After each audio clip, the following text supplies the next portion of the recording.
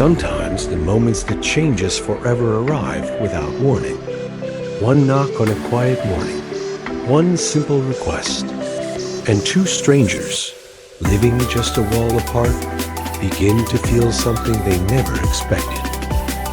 He lives in stories and solitude. She walks in with warmth and curiosity. What begins as chance slowly becomes connection. Because some encounters aren't meant to be loud. They're meant to stay with you.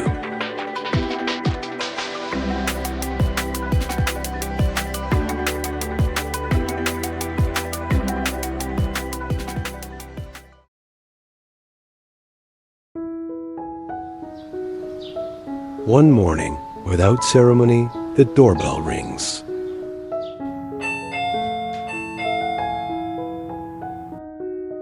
It was an ordinary sound, but it disrupted Billy's daily routine in a surprisingly clear way. When Billy opens the door, he meets Aika, the girl who lives next door.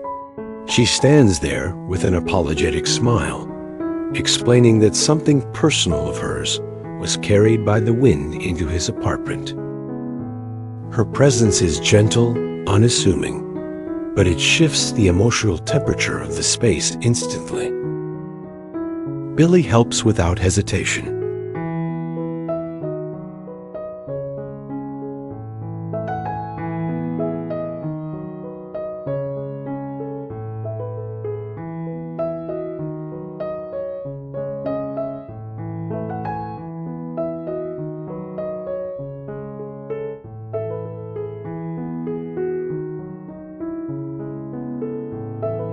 He finds the item, returns it, and they exchange polite words. Nothing dramatic happens. No sweeping music, no heightened emotion. And yet, something subtle takes place beneath the surface. A small internal movement. The kind we often dismiss because it doesn't announce itself loudly enough to feel important. We often underestimate these moments. We are taught to believe that change comes from major events, confessions, crises, turning points. But human connection rarely works that way. It usually begins with safety, with neutrality, with an interaction that asks for nothing more than basic kindness. For Billy, this brief exchange shattered a long-standing emotional pattern. For someone accustomed to being on the sidelines of relationships, that alone was enough to have a profound impact. A few days later, the doorbell rings again. This time, it's intentional. Aika came with a small gift, nothing extravagant, nothing with dramatic symbolic meaning, just a gesture, a quiet thank you. Billy invites her inside, and without realizing it, he crosses a threshold that has nothing to do with the door itself. It's the first time since moving in that his private world opens to another person. As they sit together, sharing tea and conversation, something begins to unfold. Not excitement, not romance, but ease. And sometimes, ease is the most unfamiliar feeling of all. At first, everything feels comfortable precisely because it asks so little of Billy. Conversation stays light. Shared interests surface naturally. Manga becomes a safe bridge, a familiar territory where he knows how to exist without overexposing himself. When Aika reacts with genuine surprise and delight at discovering his collection, Billy feels a brief sense of validation, followed almost immediately by caution. Billy's shyness is not a lack of social skill. It is a learned strategy. Somewhere along the way, he discovered that staying reserved protected him from disappointment.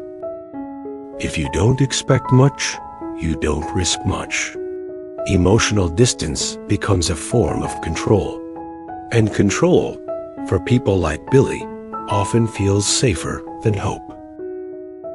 Aika, on the other hand, moves through the world with openness that feels effortless.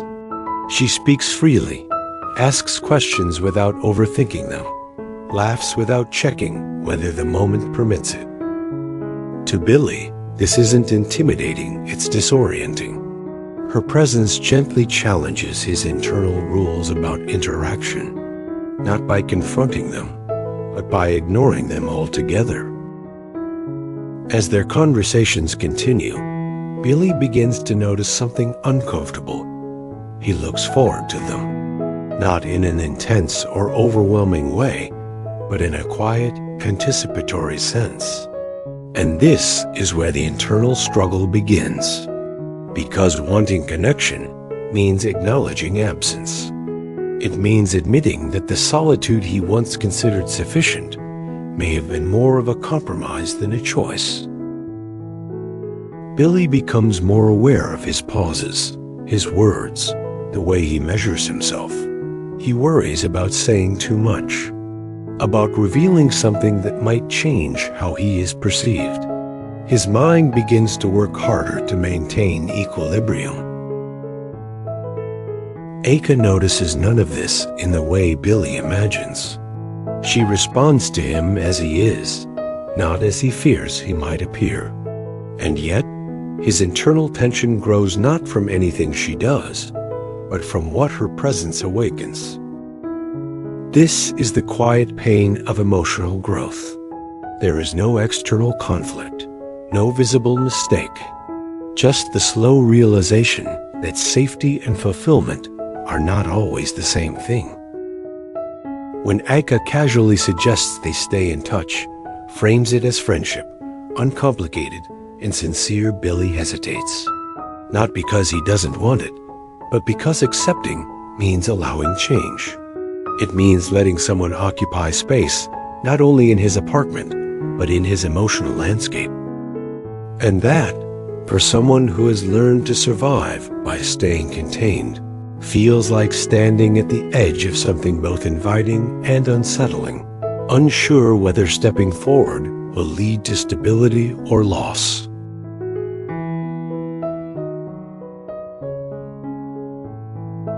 The change doesn't arrive with drama. It comes quietly, through awareness. Billy begins to feel at ease, silence no longer heavy, conversation no longer a performance. In Aika's presence, he realizes his loneliness was never about being alone, but about believing connection required effort and permission. She offers something simple yet powerful: consistency, safety, and presence. When connection is gently offered, Billy chooses not to retreat, and in that choice, he grows. Growth begins when we stop protecting wounds that no longer need protection. If this resonates, pause, reflect, and allow yourself to stay present. Connection often starts there,